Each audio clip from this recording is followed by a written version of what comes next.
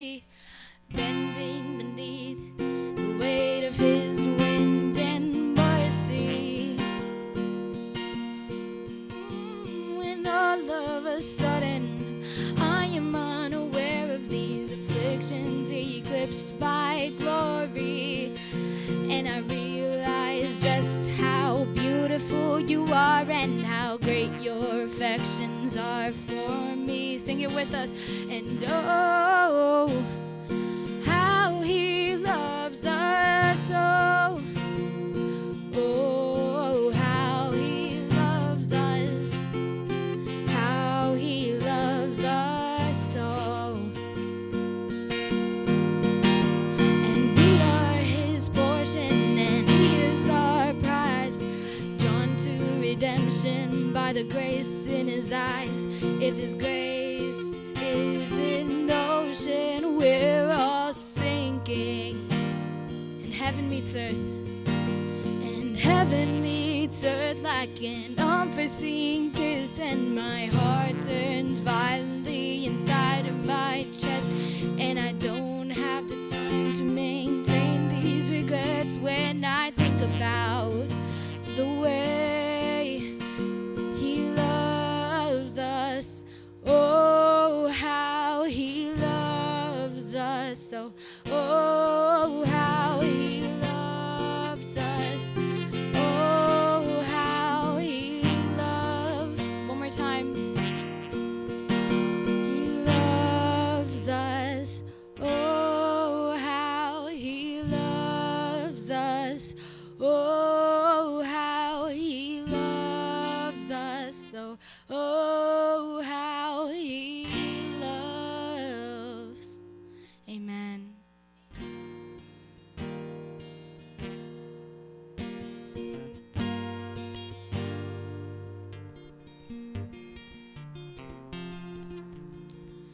So as we go through our week, many times God draws us into waters that we aren't ready for.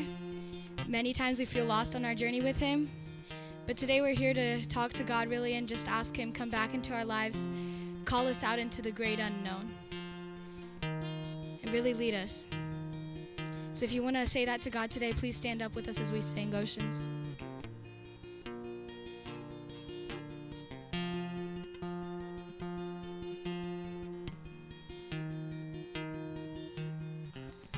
You call me out upon the waters, the great unknown, where feet may fail, and there I find you in the mystery, in oceans deep. My faith will stand, and I will call upon your name. Keep my eyes above the waves. When oceans rise, my soul will rest in your embrace. I am yours, and you are mine.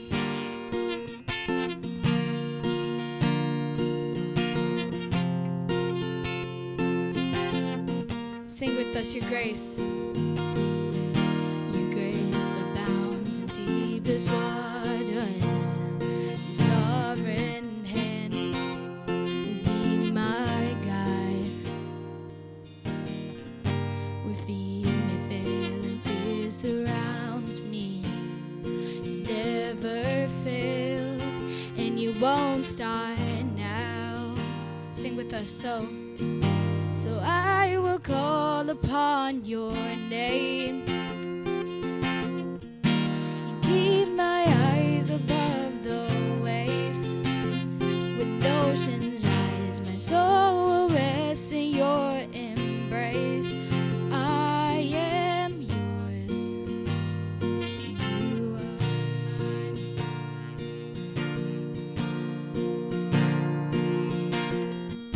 Spirit, lead me where my trust is without borders. Let me walk upon the waters wherever you would call me.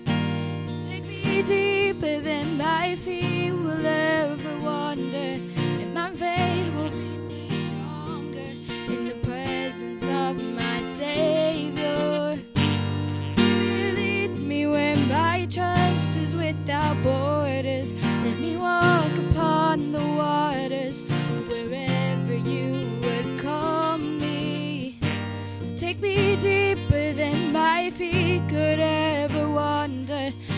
faith will be made stronger in the presence of my Savior. And I will call upon your name and keep my eyes above the waves. When oceans rise, my soul will rest in your embrace. I am yours, you are mine.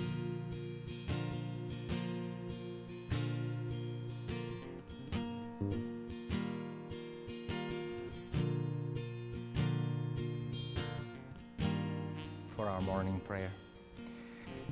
Dear God, we come to you this morning bringing all the joy, the excitement about the new year and the hopes that we have placed before us, the dreams that we have dreamed. And we come because we need your help and we need your assistance. We want to walk after you as we try to see these dreams come true. But God, today we also realize that we have made the same promise to ourselves many times, and our dreams haven't always come true. And so today, we ask you, God, would you show us your dream for our lives? Lead us in your ways so we can experience the true joy of walking in your footsteps.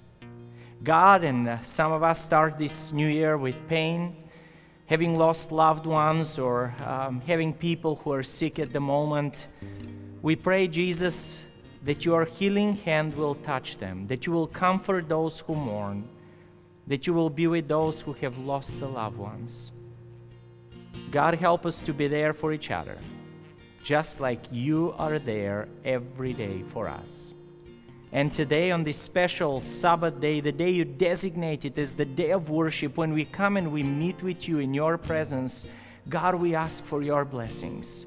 Pour them on us, touch our hearts, and make us different people. We ask this in your name. Amen.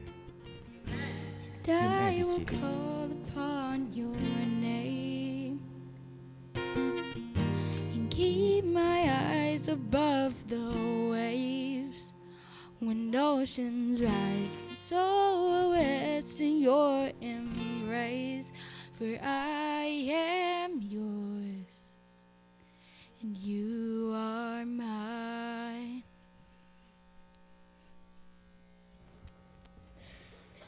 Thank you so much. It's always an inspiration to start a new year, isn't it? Do you have all your lists with the New Year's resolutions?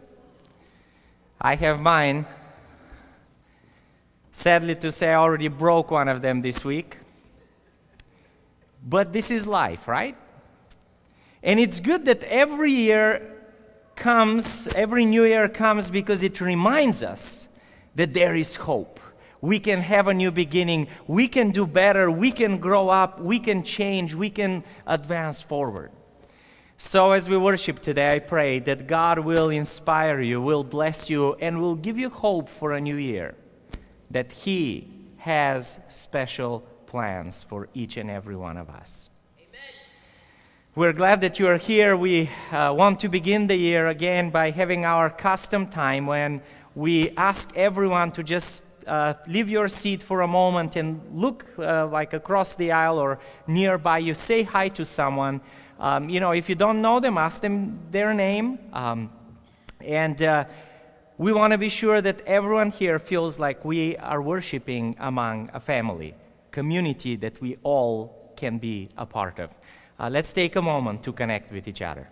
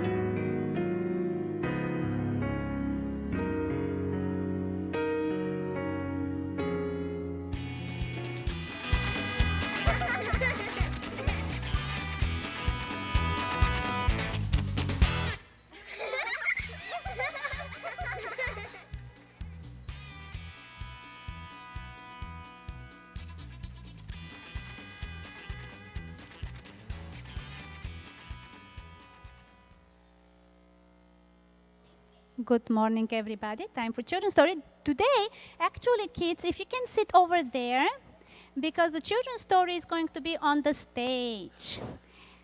So I was wondering, guys, what should the children's story be about today? Do we have any more kids? So actually, we have kids today telling the story for kids. And maybe also for the adults. How about that? The kids' time today is for the adults. So I was wondering, what should the children's story be about? Should I tell you guys a story about Billy and Johnny? Or a story about kitty cats and dogs? And then I'm like, you know what? I'm going to tell you guys a story from the Bible. So I'm going to go to the Bible. And I'm going to open the Bible and read a story from the book of Daniel.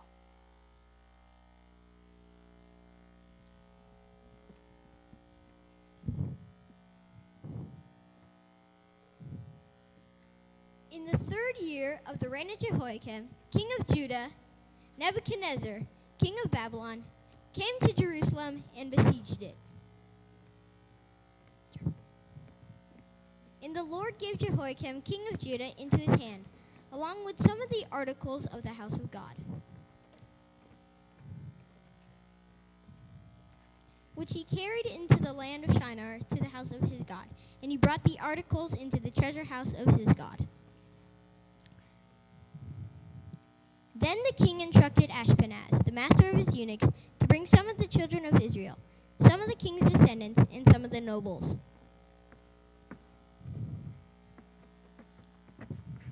Young men in whom there was no blemish, but good-looking, gifted in all wisdom, possessing knowledge, quick to understand, and whom they might teach the language and the literature of the Chaldeans. And the king appointed for them a daily provision of the king's delicacies and the wine which he drank, and 3 years of training for them, so that at the end of that time they might serve before the king.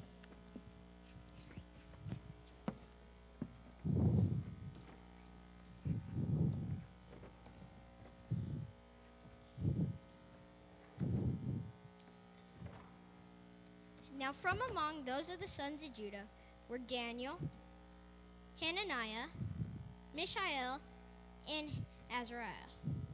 To them the chief of the eunuchs gave names.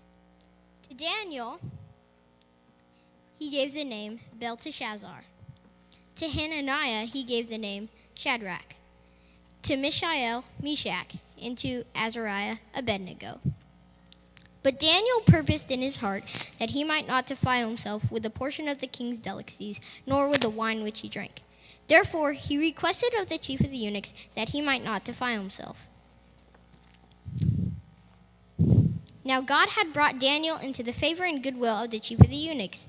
And the chief of the eunuchs said to Daniel, I fear my lord the king, who has appointed your food and drink. For why should he see your faces looking worse than the young men who are your age?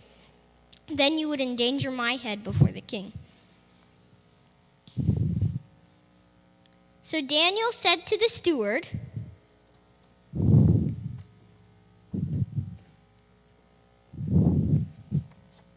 whom the chief of the eunuchs had set over Daniel, Hananiah, Mishael, and Azariah. He said to the steward, Please test your servants for 10 days, and let them give us vegetables to eat and water to drink. Then let our appearances be examined before you, and the appearances of the young men who eat of the portion of the king's delicacies. And as you see fit, so deal with your servants. So he consented with them in this matter, and tested them 10 days. At the end of the 10 days, when their features appeared better and fatter in flesh than all the young men who ate of the portion of the king's delicacies. Thus the steward took away their portion of the king's delicacies and gave them vegetables.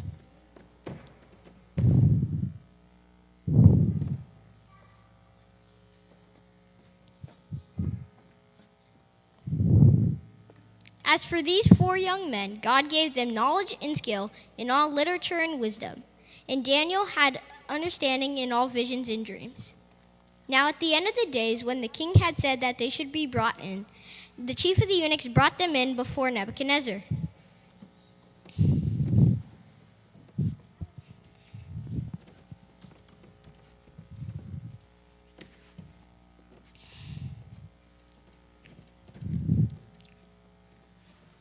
Then the king interviewed them, and among them all, none was found like Daniel, Hananiah, Mishael, and Azariah. Therefore they served before the king. And in all matters of wisdom and understanding about which the king interviewed them, he found them 10 times better than all the magicians and astrologers who were in all his realm. Thus Daniel continued until the first year of King Cyrus. Well, isn't that... First of all, thank you so much for memorizing all this. That was great, wasn't it? If you guys... It was word by word. So, 2 lessons, guys, that we can learn from this children's story. Lesson number 1. Do you guys think these boys were sad when they went to captivity? Yes. You know, they had to go away from their mommy and daddy, and they took them to a different land, and they were very sad. But you know what?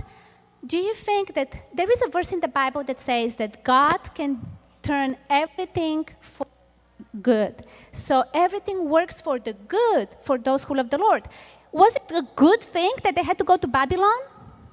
It wasn't a good thing, but God turned it into something good. So lesson number 1, even the bad moments in our lives, God can turn them into something good, because they were able to testify in a foreign country, in a very important king, King Nebuchadnezzar, who didn't know about the living God. They were able to show him the real God and who they serve. Second lesson, do you think, guys, there was anything miraculous about these vegetables? I don't think so. But I think that what happened is God blessed them, their willingness to stay faithful. Every moment, guys, that we say, I am going to put God first, and I'm going to listen to God first, you know what happens? God blesses us. And it's not what we eat, it's not what we do, it's that His power works in us when we decide to be faithful. Let's, guys, pray at the end. Any of you guys wants to pray at the end? No? Anybody wants to say a prayer at the end? Okay, I'm going to pray. Dear Jesus, help us always to be faithful in everything, and so that you can work in us, and you can make us the young people that you want us to be. And thank you for always turning even the bad moments in our lives into something good when we stay faithful to you. In your name we prayed. Amen. You guys can go back to your seats and take a bulletin from... If, depending on your age, you can take a bulletin to do during the sermon.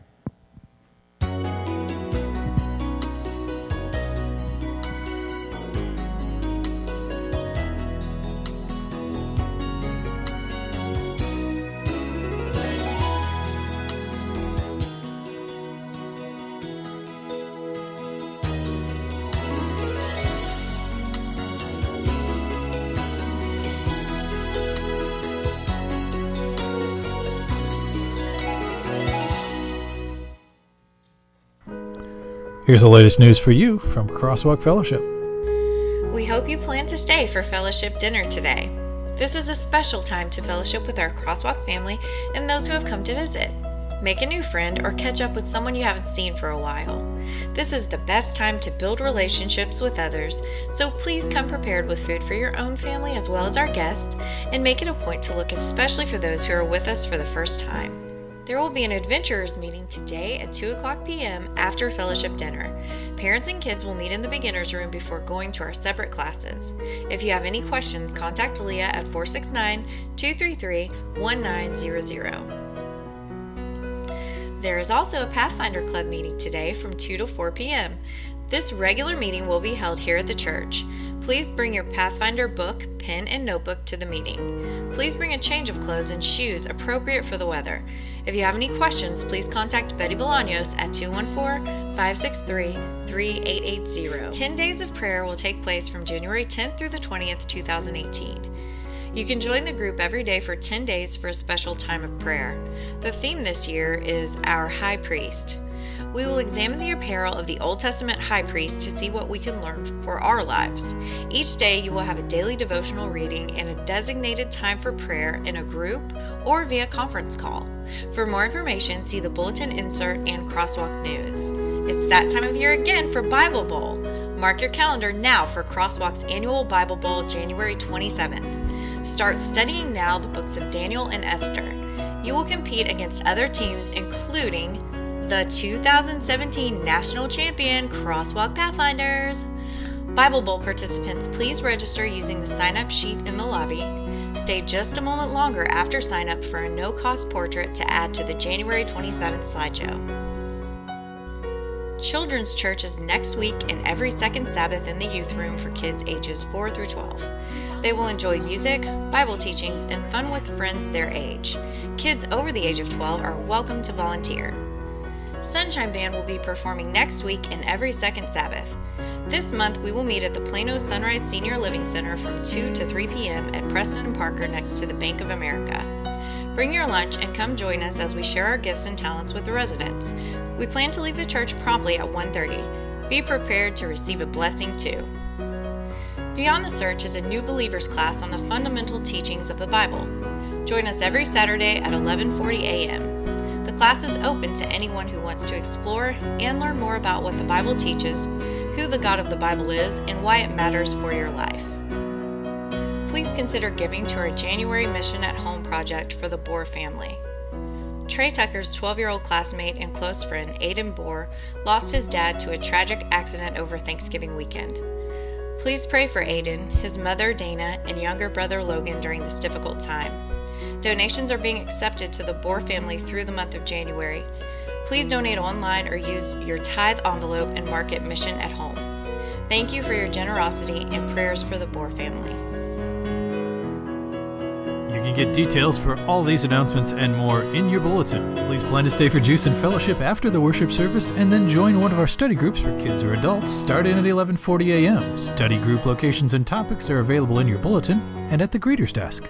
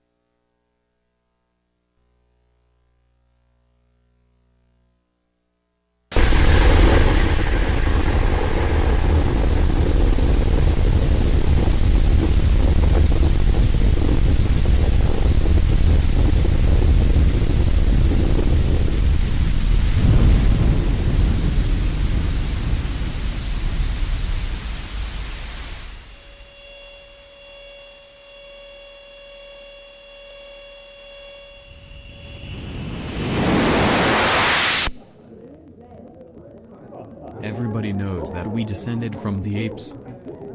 God is the creator, and wants all of us to have life eternal. How can you say that?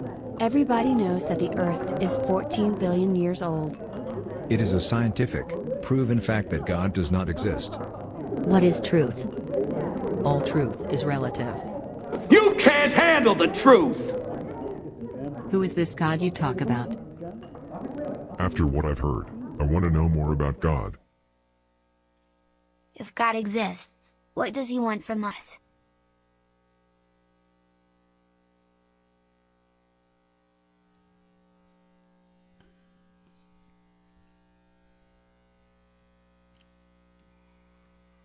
Couple of announcements that did not get in the bulletin but are very important that we wanted to bring to your attention.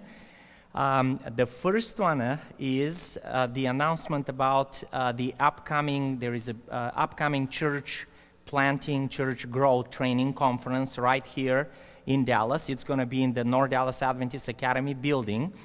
And that conference will happen not next week, but the 19th and the 20th. We want to just open it up to you and invite you to attend. It will begin Friday night at 7. There are some presenters, and then Saturday from 10 o'clock in the morning all the way until 6:30, lunch is provided. There will be very, very interesting seminars on how to give Bible studies, how to do personal outreach, leadership coaching, some of the more, how to work with the new core team, just seminars that could be applicable to ministry leaders. And any of you who are in leadership position or are involved in ministry will benefit to attend, at least in the afternoon, beginning at 2 o'clock and on. It will be of great benefit. The other announcement that we got very late is for a youth Sabbath. A young adult Sabbath. This is going to be a big worship, a full-day worship next Saturday, January 13th. And it will be again at North Dallas Adventist Academy at 10 a.m. We want to just ask you to spread the word around. Tell any young adult, a person that wants to attend, invite them. There will be worship. There is special speaker. There will be some activities, outreach activities in the afternoon. There will be also special game night in the evening. And some of you who feel like young adults are also welcome to come. It is open to everyone, but it's specifically targeted towards the young adult age, starting from like last year of high school all the way until people who are in their 30s, age 30, 32, and so on. So just take note of those. If you have a chance, attend one of them. We hope that they are a blessing and a benefit to you. We also want to make a special appeal for you to sign up for the Bible Bowl. Every year, our church puts together 2 or 3 teams, depending on how many people sign up. The process is this: you put your name, you don't select your team. We will kind of match the team, not me, but the Bible Bowl organizers, Mr. James and Viara will help put together the final teams, and we will have this competition with our Pathfinder Bible Bowl team, which in the meantime is already going to have been through a couple of area Bible Bowls and so on. There is a sign-up sheet outside. It's not about knowing everything. It's about just having a fun night that will help our Pathfinders prepare for their Bible Bowl experience that is coming up. Last year, remember, we reached the last level. We were the second team in points. There was only one team out of U.S. for the World Bible Bowl that we have for the Seventh-day Adventist Church. Only one team from England was ahead of us, but from U.S. we were the second, basically the first team in United States. So we're hoping that our team will do as well. We're going to bring them up in the next couple of weeks to have prayer for them. But please, sign up. We're starting the book of Esther and the book of Daniel. You can split the chapters among the teams. The sooner you sign up, the sooner we can select the teams so you can create your own strategy for preparation. Hope you join us. Thank you for being here, and we're looking forward to that experience together. So in the first 2 songs, we talked a lot about just bringing our hearts to God and being ready to have Him pour out to us and really just coming to Him through our week. So now let's just talk about one thing that sometimes is easy to forget throughout the busyness of our week, how good God is. Our God is so great, and sometimes it just takes us being willing to open our eyes, being willing to look for Him and how He's working in our life. So as we sing Great Are You, Lord, really meditate on the words and come to God and just be ready to hear whatever He has to say to you. You give life, you are love, you bring light to the darkness, you give hope, you restore every heart that is broken. Great are you, Lord. Let's sing it again.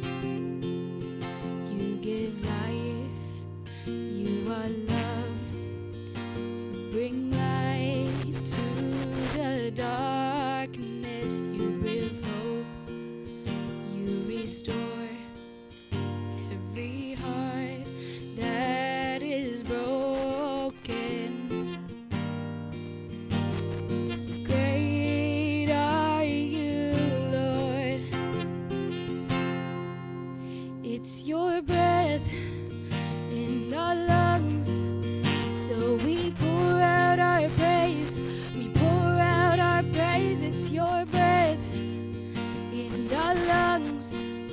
So we pour out our praise to you only. Great are you, Lord. Sing it with us. You give life, you give life. You are love. You bring light to the darkness. You give hope. You restore every heart that is broken. Great are you, Lord. It's your breath in our lungs, so we pour out our praise. We pour out our praise. It's your breath in our lungs. So we pour out our praise to you only. Great are you, Lord.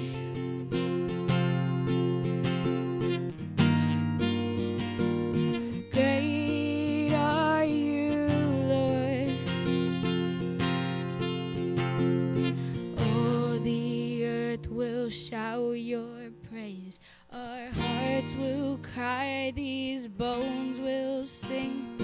Great are you, Lord. Sing it with us, all the earth. And all the earth will shout your praise. Our hearts will cry, these bones will sing. Great are you, Lord. Last time.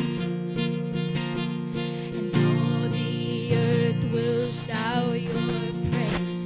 Our hearts will cry, these bones will sing. Great are you, Lord. It's your breath in our lungs, so we pour out our praise. We pour out our praise. It's your breath in our lungs, so we pour out our praise to you only. It's your breath in our lungs, so we pour out our praise. We pour out our praise. It's your breath in our lungs, so we pour out our praise to you only. Great are you, Lord. And everyone sings. Great are you, Lord. Amen.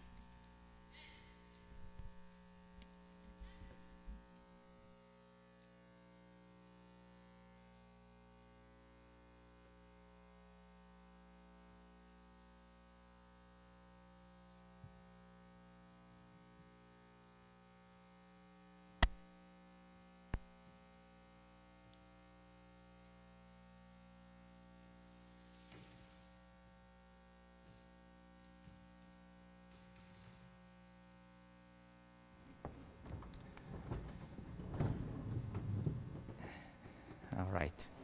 There is no purpose to that table. We had a little misunderstanding what we live here or not, but that's all good.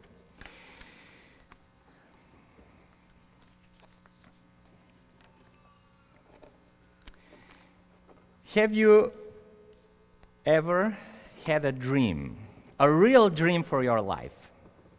I mean, something you really wanted to happen, and it's just, you couldn't wait to see how it was going to come about. See, at times, the dreams that we make, that we're excited about, they keep us going. They give us passion. They give us purpose to live for.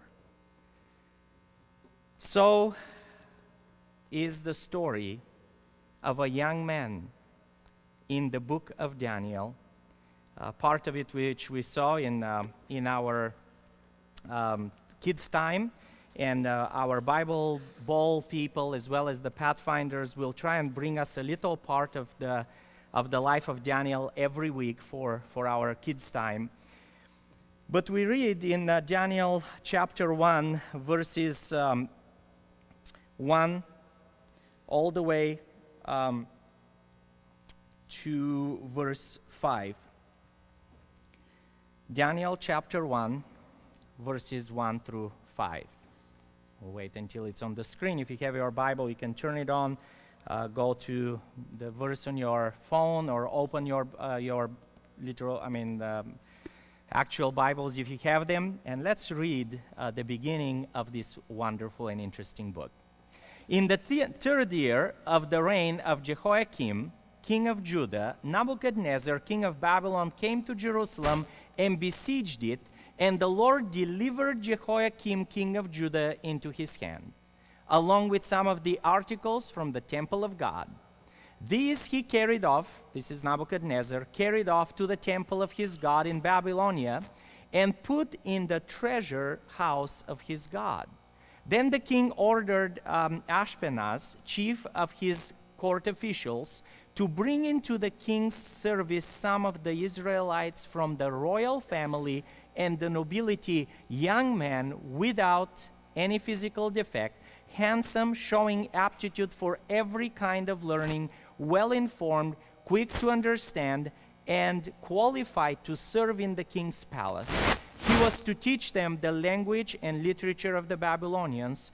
The king assigned them a daily amount of food and wine from the king's table, and they were to be trained for 3 years, and after that, they were to enter the king's service. Interesting way that this story begins. The very next verse, by the way, verse 6 introduces Daniel, but we're going to wait before we go into it. So here is Daniel and all these young people who had grown up expecting that God was going to do something amazing for them and the nation of Israel. By the way, it is interesting that even though the last few years of Daniel's life were actually spent during the reign of kings that are not as faithful to God like their father Josiah was, Daniel was still influenced by King Josiah. Do you remember King Josiah? This is the grandfather of the king that Daniel got captured under. He's the one who found the book of the law of Moses. He was cleaning the temple. See, Israel had gone through this roller coaster of faithfulness and a fall, just ignoring God's teachings, and faithfulness and ignoring God's teaching. The only problem is that the faithful moments were becoming much shorter than the unfaithful ones. In fact, after the great kingdom that King David and Solomon had made Israel to become, the two kingdoms divided under Rehoboam and Jeroboam. And so what happened is the Israelites started fighting among themselves. And so you come to King Josiah. He was 8 years old when he became king. Do you remember the story? The faithful people of God protected him, and they tricked the whole plot that was there to basically eliminate any of the king's heirs. And so finally, Josiah was able to be crowned as king. He kept on being faithful under the counsel of great religious teachers, great mom, and so he started to make changes in Israel. He changed the nation of the whole land was changed because he took away the high places, the foreign gods. He came back, he challenged the people to get back to being faithful to God. See, as that happened, by the way, he did the changes in Judah. I think I said Israel. Excuse me for that. So as he was making those changes in Judah, the nation was turning around. The hope was coming back into people's hearts that God will come back and bless them again. And they knew that when God blesses, what happens? Things turn for the better of everyone.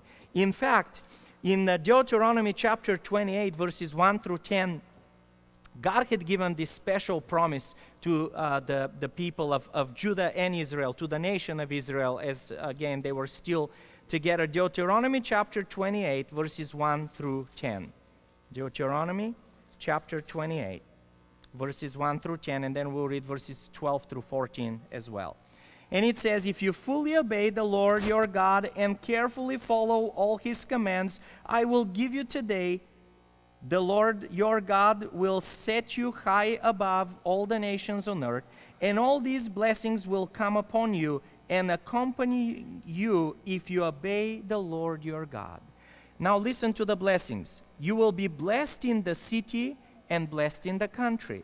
The fruit of your womb will be blessed, and the crops of your land, and the young of your livestock, the calves of your herds, and the lambs of your flock. Your basket and your kneading trough will be blessed. You will be blessed when you come in, and blessed when you go out. The Lord will grant that the enemies who rise up against you will be defeated before you. They will come at you from one direction, but flee from you in seven. The Lord will send a blessing on your barns and on everything you put your hand to. The Lord your God will bless you in the land he is giving you.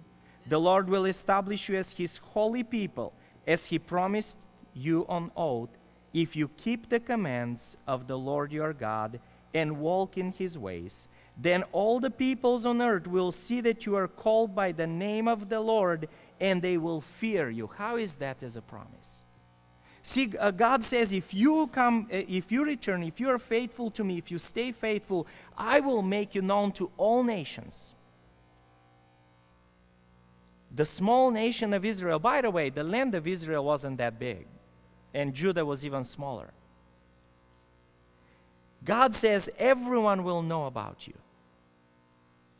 And then, verses 12 through 14, just the last part of that promise, says of Deuteronomy chapter 28, says, the Lord will open the heavens, the storehouse of his bounty, to send rain on your land in season and to bless all the work of your hands.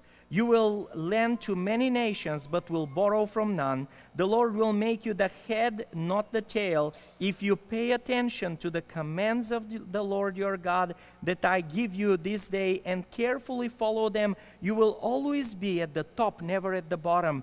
Do not turn aside from any of the commands I give you today to the right or to the left, following other gods or serving them. Beautiful promise. So here is Daniel growing up still with obviously in a family that was very, very committed to God, because he knew all these promises, he believed in them, and we find him in Daniel chapter 9 now being captured. Of course, he had seen that the son of Josiah was not really being that faithful. Jehoahaz was not the greatest king. He did, in fact, the Bible says he did evil as his grandfather did. Then he was taken over.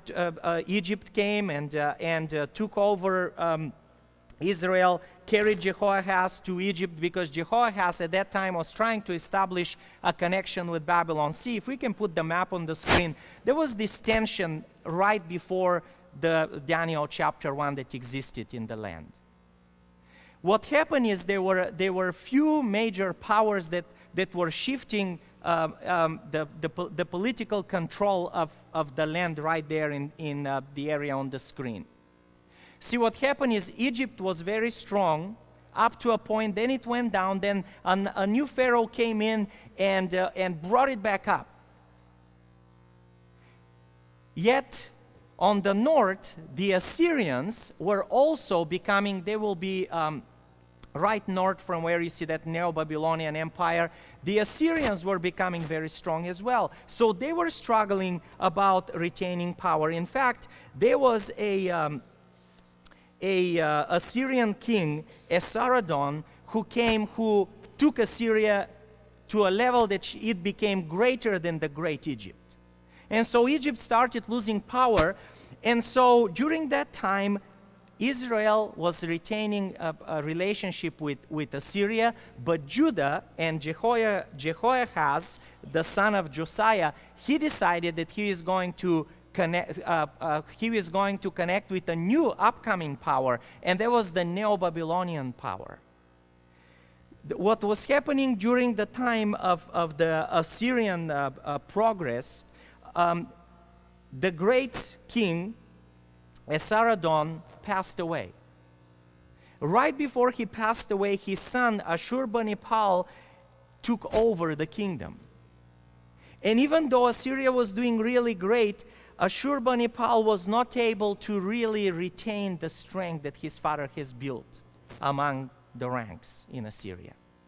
So during that time, his brother was fighting with the Babylonians. There was a great rebellion in Babylon. And what happened is that in Babylon, Nabopolassar, Nebuchadnezzar's father, was actually part of that rebellion. And at one point, when they felt like they were really gaining momentum, he declared himself king of Babylon. So now, Ashurbanipal, the Assyrian king, had to worry about Babylon, and not only about Babylon, but also about the Medes, because the Medes also were a really great power, again, up in the north of Assyria.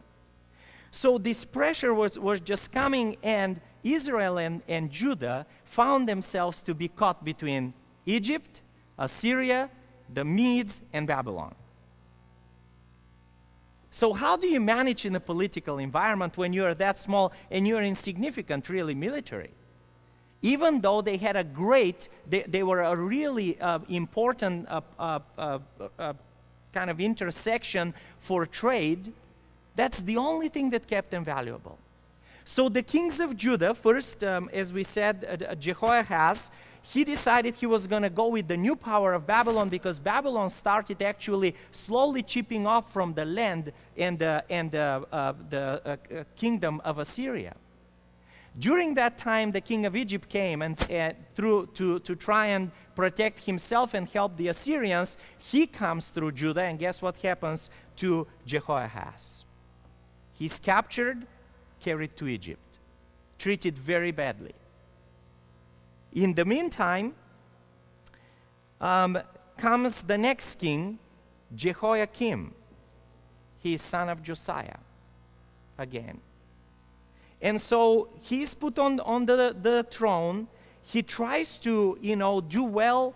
And first he decides he's going to stick with Babylon. By this time, by the time Jehoahaz was carried away in Egypt, Babylon already came and conquered Assyria, was coming to conquer the kingdom of Israel and Jerusalem, and was going to go after Egypt. So Eliakim, the son of Judah, who succeeded Jehoahaz, decided he was going to still support the Babylonians.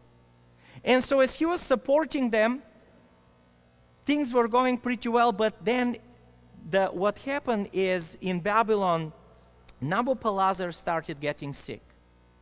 So during that transitional time, when Nebuchadnezzar, after conquering Judah, went back to reestablish his reign in Babylon because his father was sick, Eliakim decided that he was going to get back with the forces that were fighting Babylon now, because he just didn't know which way things were gonna go. Long story short, King Nebuchadnezzar comes back, takes over Israel, takes destroys Jerusalem, and establishes Judah officially as a vassal area of Babylon. There is no more kingdom of Judah or Israel, nor there was a kingdom of Assyria, because they were all taken over by Babylon. So in this time of fighting, what what Nebuchadnezzar did, different than his dad, is that every time he took prisoners from any one of these nations that he took over, he decided he's going to do something that was very, very smart. He's going to keep the smartest people, the royalty, the best people from every kingdom that he captures.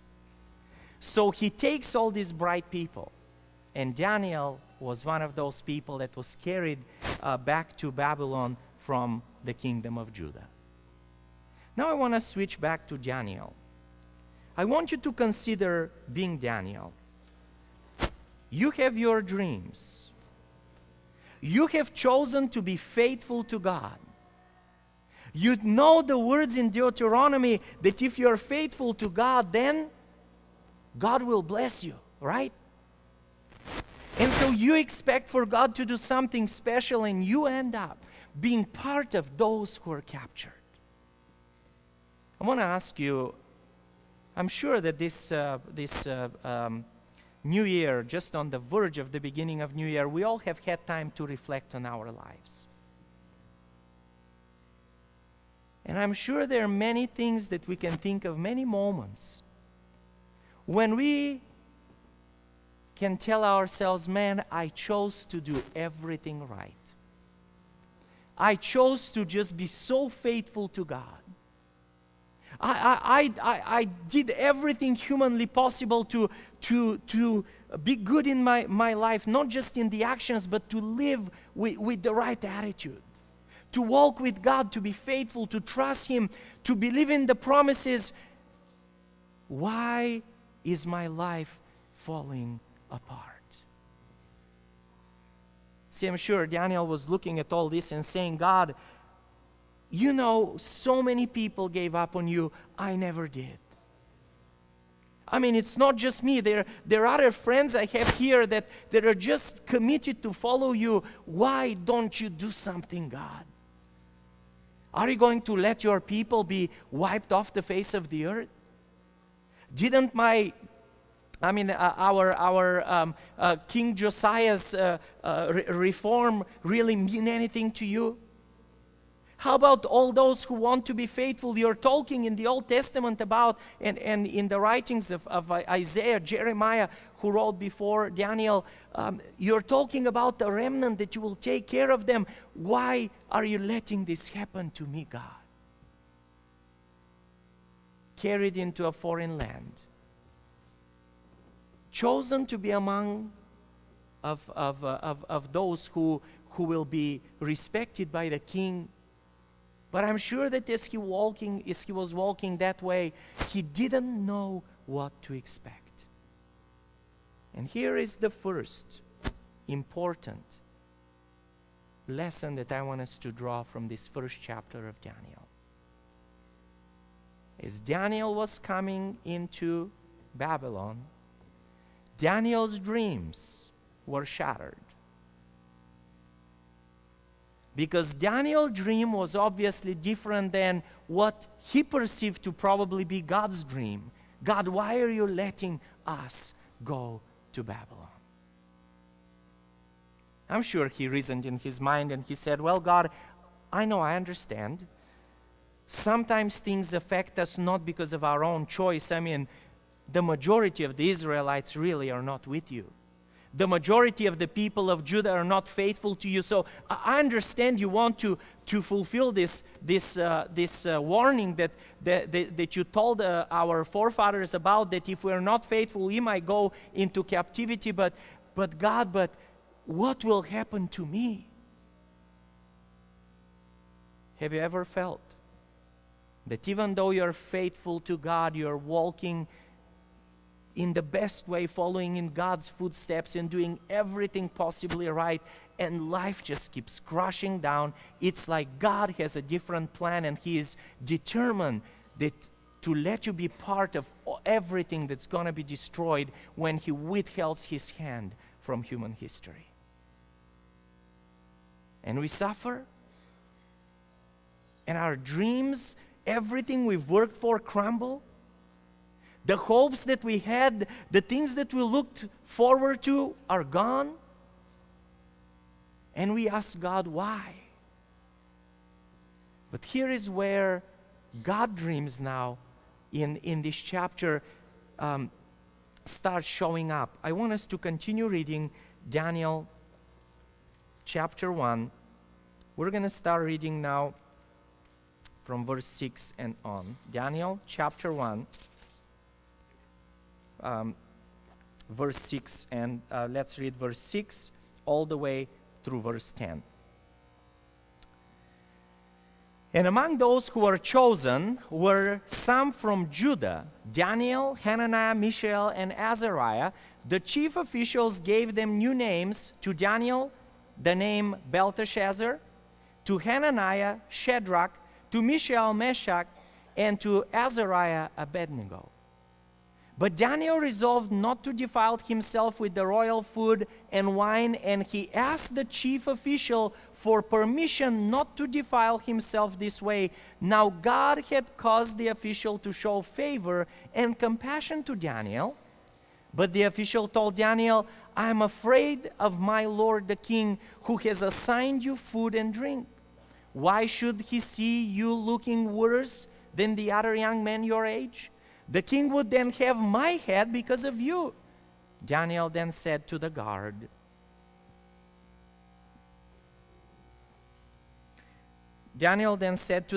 whom the chief official had appointed over Daniel, Hananiah, Mishael, and Azariah, please test your servants for 10 days.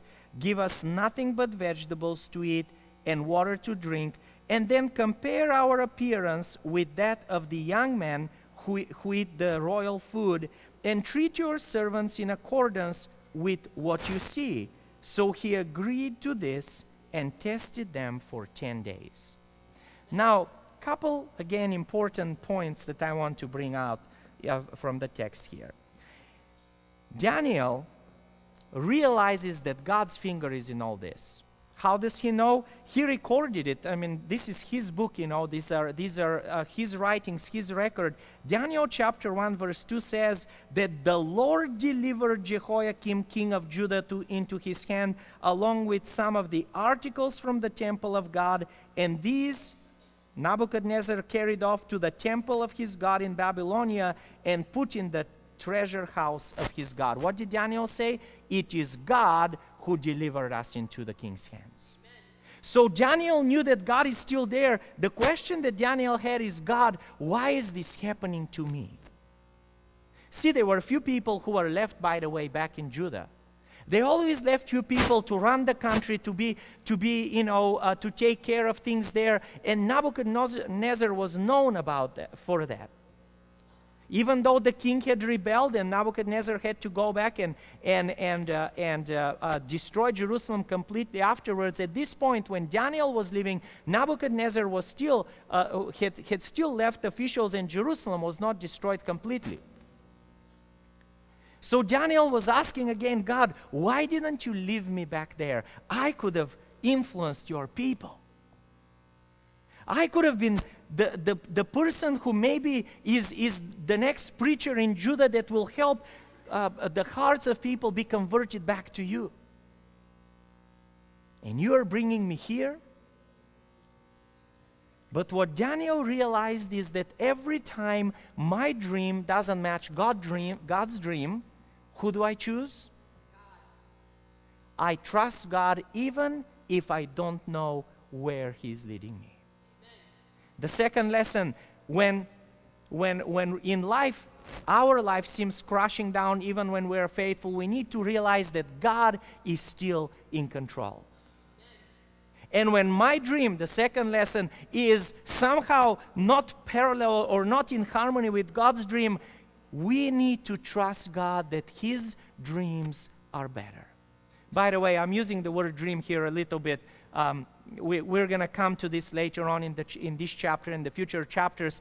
Not that God's dream was for the people to suffer, but God had said, if you don't follow me, if you don't want to be with me, I will pull back, and this is what it's going to lead you, what this rebellion is going to lead you to. So God had to pull His hand back. But throughout all this, God's dream was still there. See, God's dream is never for us to suffer.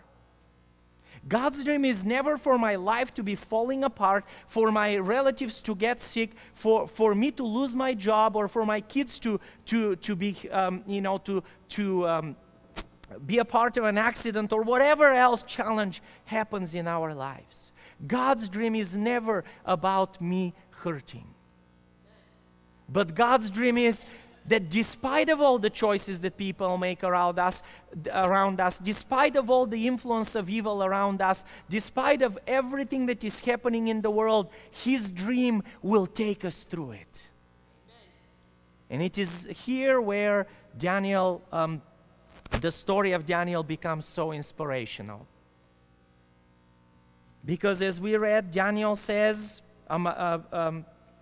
verse 8, but Daniel resolved not to defile himself with the royal food and wine, and he asked the chief official for permission not to defile himself this way. You know, Daniel thought and said, well, how do I play my politics now? I can become really powerful here in Babylon. If I listen, I don't have to say that I'm a believer in my God. No one is asking me to denounce my faith. I can just somehow navigate through this until I get the position and I'm at least able to maybe help my people.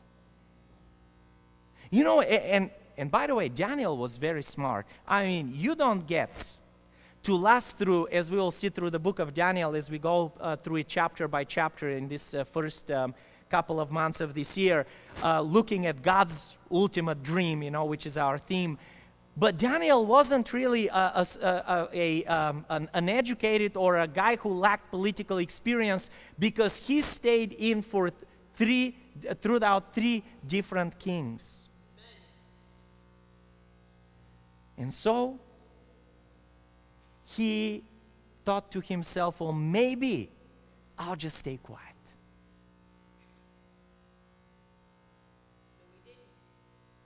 Maybe if I just don't stir the waters much, we'll be okay. By the way, do you know, historically, at least from what Bible scholars and commentators who deal with studying the culture of the Middle East tell us, do you know why he chose to not defile himself with the food? Nothing wrong with the food, by the way. It was just regular food. In fact, it was the best that the king can give.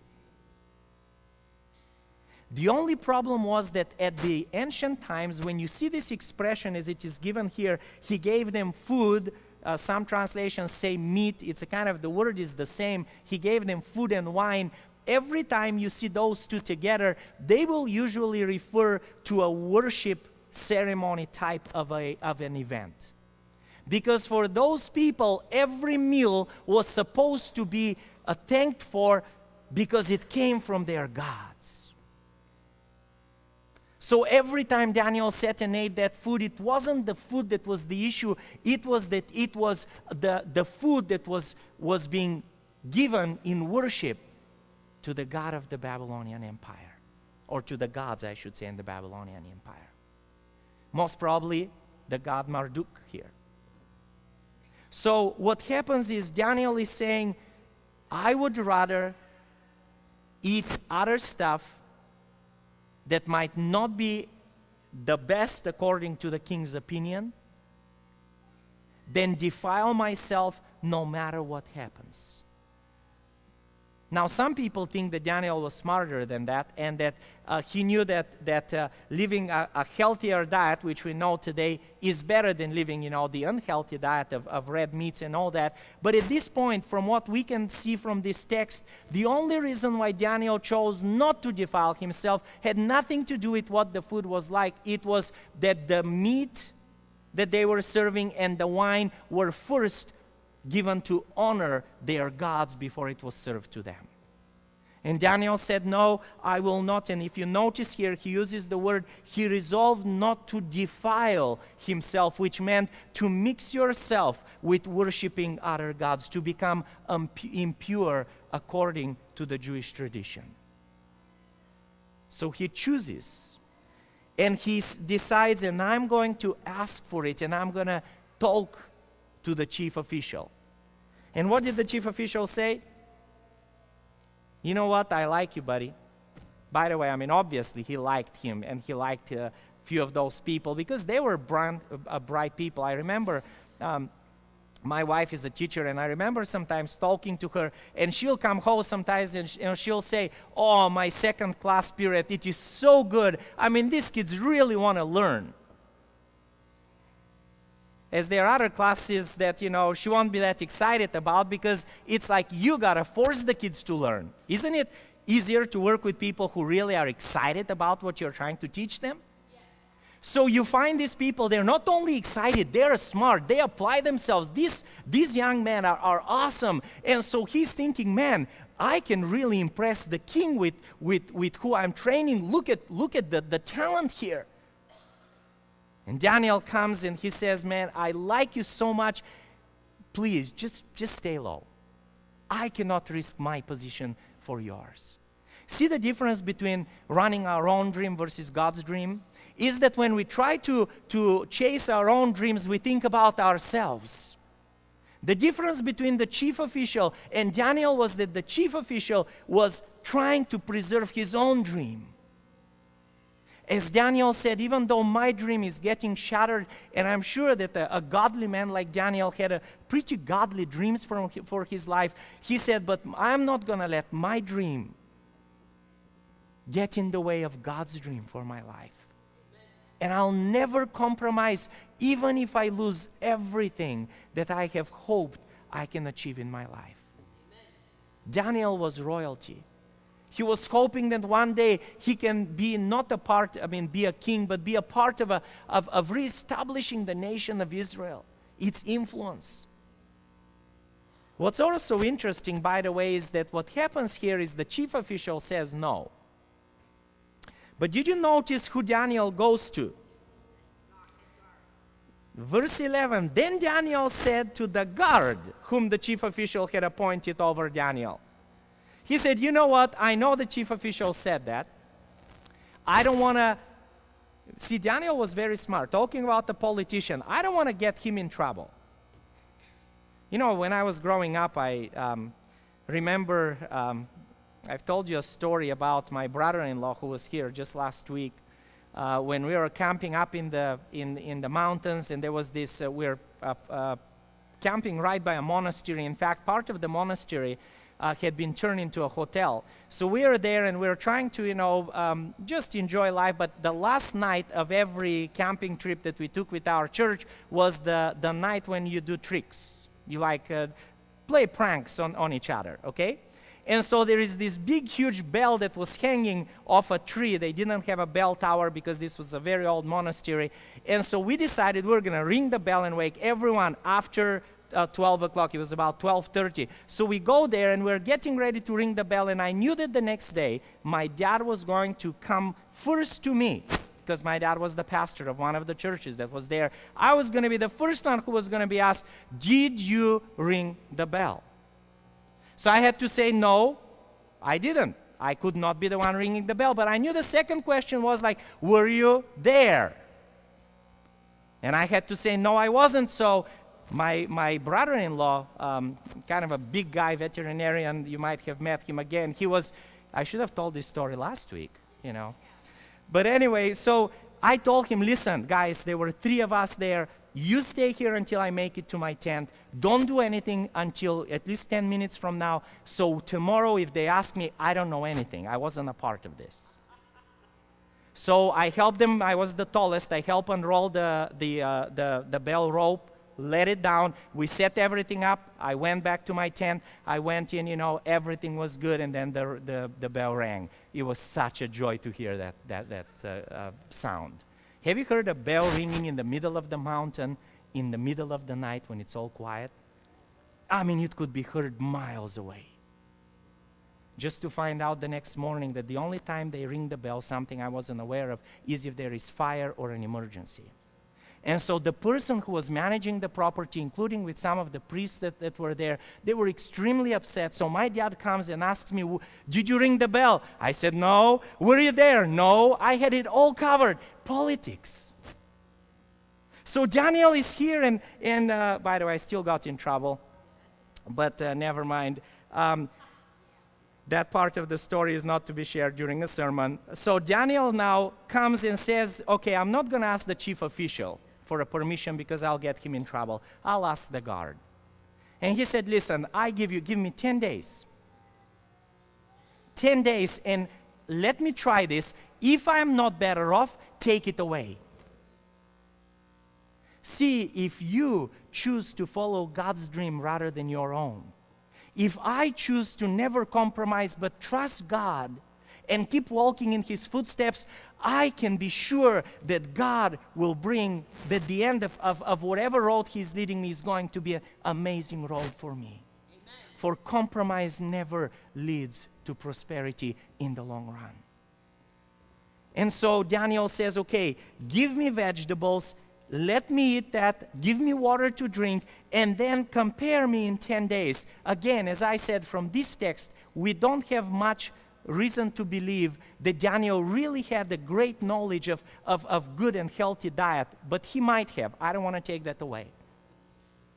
But the point is that the issue of trust here is bigger than the issue of what he ate. And so he does. And then the story continues. Verse 15. We're going to read verse 15 through 17. At the end of 10 days, they looked healthier and better nourished than any of the young men who ate the royal food. So the guard took away their choice of food and the wine they were to drink and gave them vegetables instead. See, faithfulness to God is always better than compromise. When my life crumbles and I feel like I'm punished somehow by God, unfairly, I need to remember, like Daniel, it is not God who punishes me. I'm suffering from all the bad decisions that me or other people might have made. In this case, it wasn't Daniel's fault. But I need to trust God that He will take me through. And here is the third lesson. When I'm faithful to God, when I choose to do things His way, the outcome is always positive and better than if I would have done things on my own. See, many times I love sharing this, especially with young people. We have these discussions and we say, hey, so, let's take music, for example. Can I listen to this CD? Is it a good CD to listen to? And the answer we expect to hear back is it yes or no, right? How about, is it good to eat this food? Ever had your kids say, should I eat this or not? How about some choices in life? Should I, hang out with this group of people or that group of people? When we're faced with a choice, the way we know if we're following God's leading or our own, because sometimes choices are confusing, right? We don't know always what to do, is to give ourselves a test period. And what did Daniel say? 10 days. If I'm not better off, then I give up. I'll step back. So when we try out, especially on things that are unclear, like what is good for me to do in my life? What job should I take? What people should I hang out with? When it's hard to know sometimes unless they're really bad company, whatever. Or maybe, what music I should listen to, or what activities I should get involved in, or what should I, what kind of entertainment I should be a part of. The answer is not a list of yeses and nos. The answer is it bringing you closer to God? Is it making you a better person or not? And if it is not, you don't have to ask the question. You know very well. For see, in 10 days, not only Daniel, but everyone around him knew that God was blessing him and was making him a better person. And the last part of that chapter, verses 18 through 21.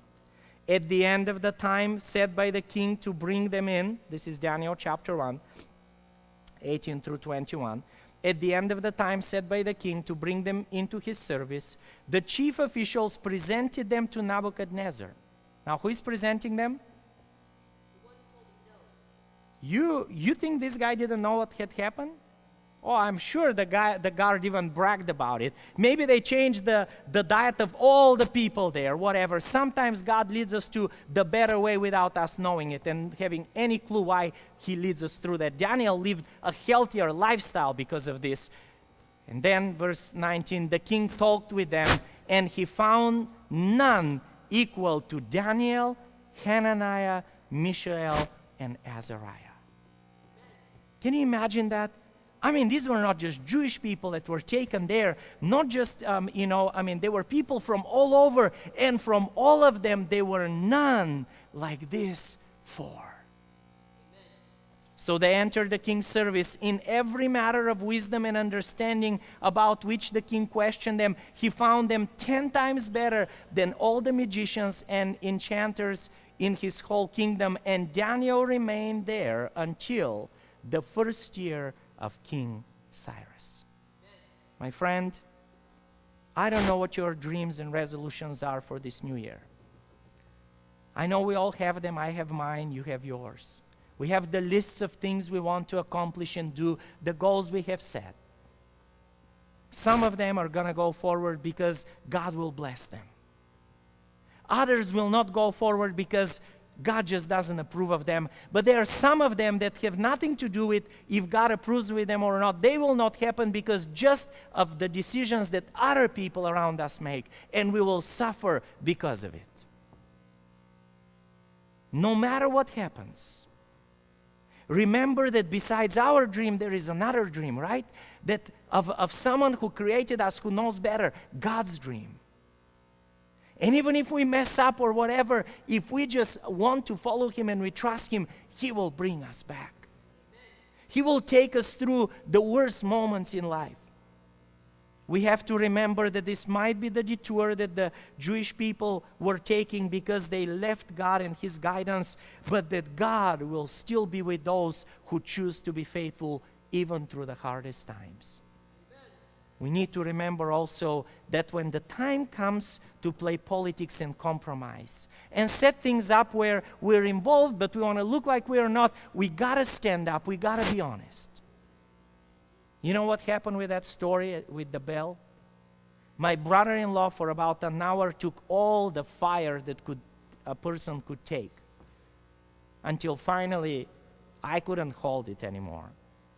I had to go and I had to admit that I was there too. It wasn't fair for him to suffer alone.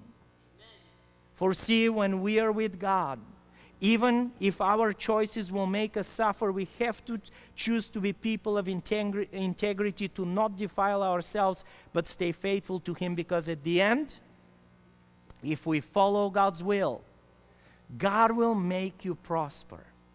Not always with the position, but you will always benefit more than if you choose to do things your way. When my dream clashes with God's, when my path somehow makes me feel I'm abandoned, I'm taken the wrong way, remember that God will be with you, that he will take you through. And no matter what happens at the very end, God's dream is always bigger than yours. And you will be a happier person at the end if you just keep following his leading. This is what the book of Daniel is all about. Trusting God and watching his big dream happen. I hope you continue to join us as we study this book chapter by chapter and learn from the faithfulness of Daniel and his friends. Amen.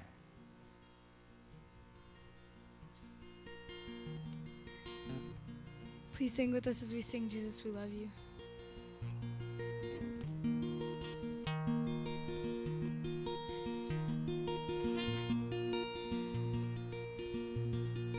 Old things have passed away. Your love has stayed the same.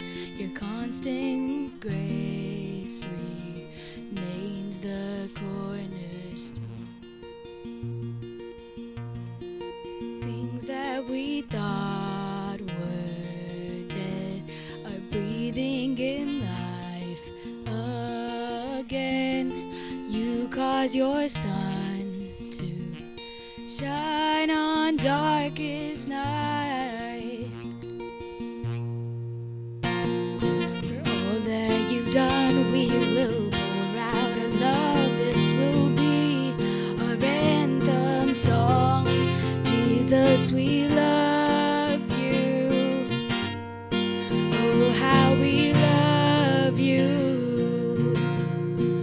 You are the one our hearts adore.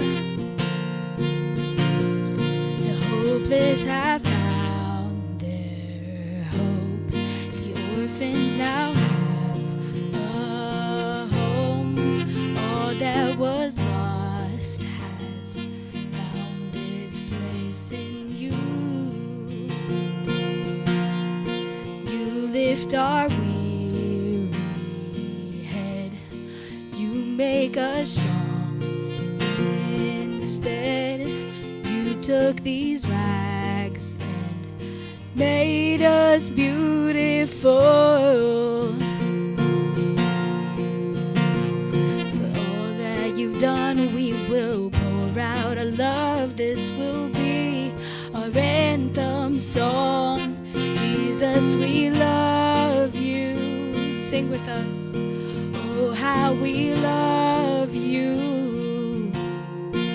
You are the one our hearts adore.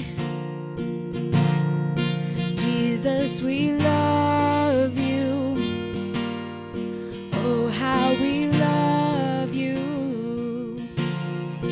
You are the one our hearts adore.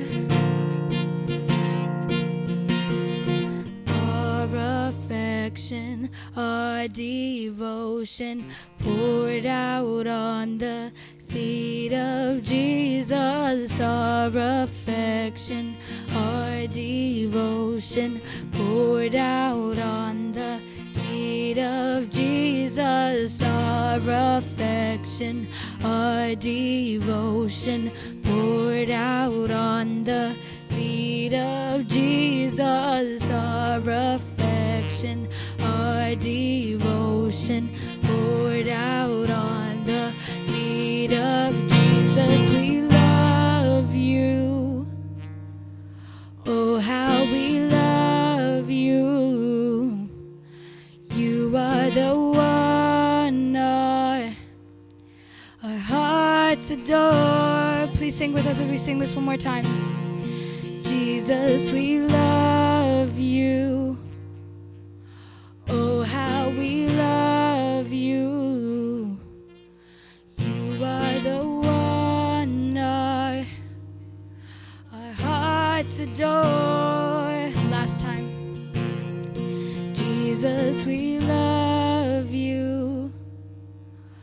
Oh, how we love you. You are the one our hearts adore. Jesus, we love you. We love you for the amazing dreams that you have for us for this new year. We want to walk in your ways, and God, when somehow we don't see the dreams as we imagine them happen, we just pray that you will help us to trust you and be faithful and keep walking forward, because at the end your dream is always bigger than ours and it always comes true. Help us to see your dreams for our lives this year, God, is our prayer. Amen. May God bless you. Happy New Year as you walk with Jesus.